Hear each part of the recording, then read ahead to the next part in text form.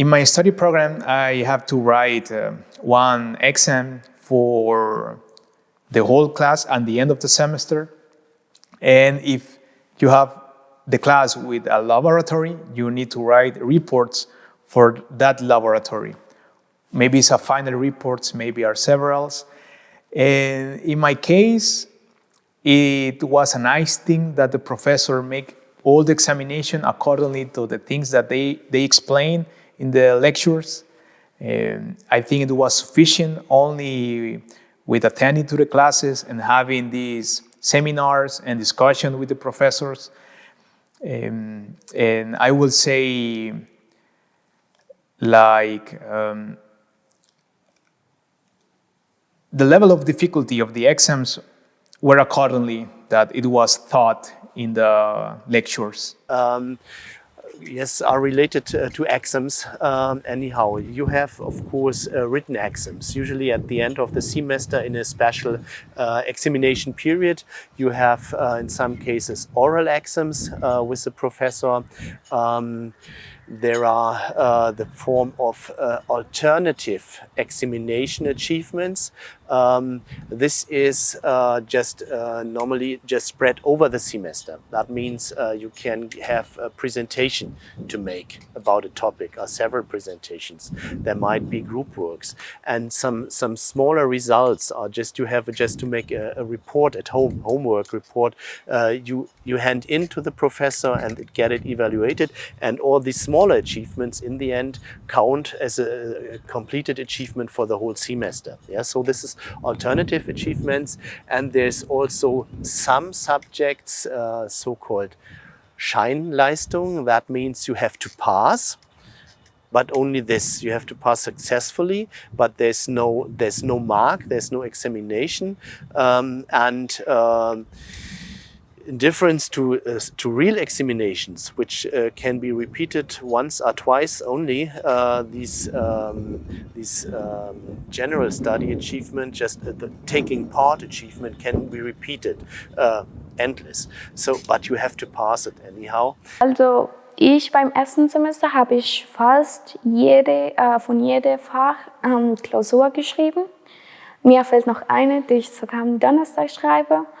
Aber von einem Fach haben wir so diesen Facharbeit. Da müssen wir noch, ich weiß noch nicht, worum es geht.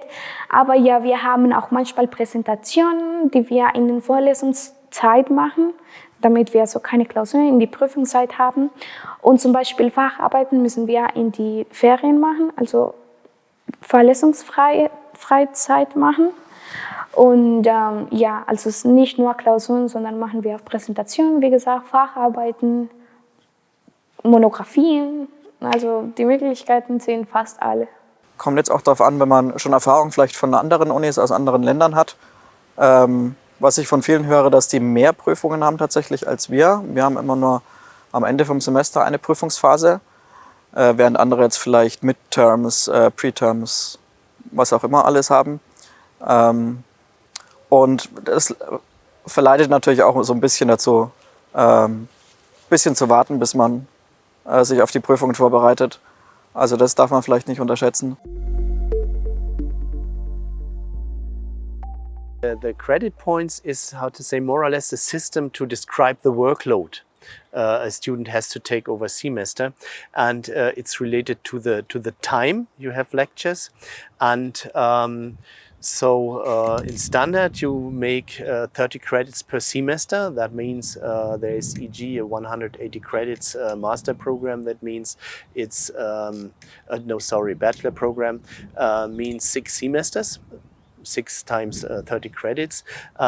So this is a maximum workload. You can get more if you make more, but this should be the standard. However, it depends on you if you make more or less in the semester. But this is it's a credit points system, and yeah, you have to fulfill all credits. There is coming back to the modules, to the list of lectures you have in your study course, the module chart, where is a description of the subjects you have per each semester. If you follow this, you are in the fastest way, and there you see for each subject how many credits you get. Das deutsche Notensystem geht von 1 sehr gut bis 6 ganz schlecht durchgefallen. An der Universität haben wir nur 1 bis 5. Und man muss mindestens eine 4,0 haben, um noch den Kurs bestanden zu haben oder eine Prüfung geschafft zu haben.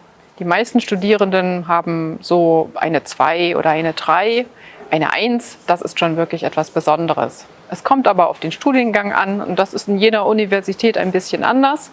Und es gibt Studiengänge, in denen zum Beispiel noch mit Punkten benotet wird, in Rechtswissenschaften zum Beispiel. Da ist die 15, die 1, die erreicht aber fast niemand und man muss mindestens 4 Punkte haben, um eine Prüfung zu bestehen. Also das Benotungssystem geht prinzipiell von 1 bis 6. Wichtig ist aber 1 bis 4. 4,0 ist bestanden. Alles, was dahinter kommt, 4,1 ist durchgefallen. Und alles, was über 4,0 ist, 1,0 bis 4,0 ist bestanden. 1,0 ist sehr gut, volle Punktzahl, überdurchschnittlich gut und dann bewegt es sich dazwischen im bestandenen Bereich. Und was ist so vom Gefühl, was ist gut? Also eine 1 ist immer sehr gut und eine 2 ist gut, heißt man hat die Leistung erfüllt und das ist okay.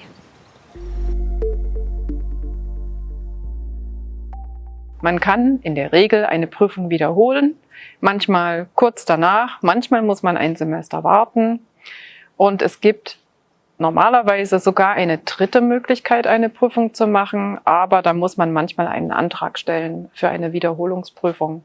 Wenn man die aber nicht geschafft hat, dann muss man sich für ein anderes Studienfach entscheiden in der Regel.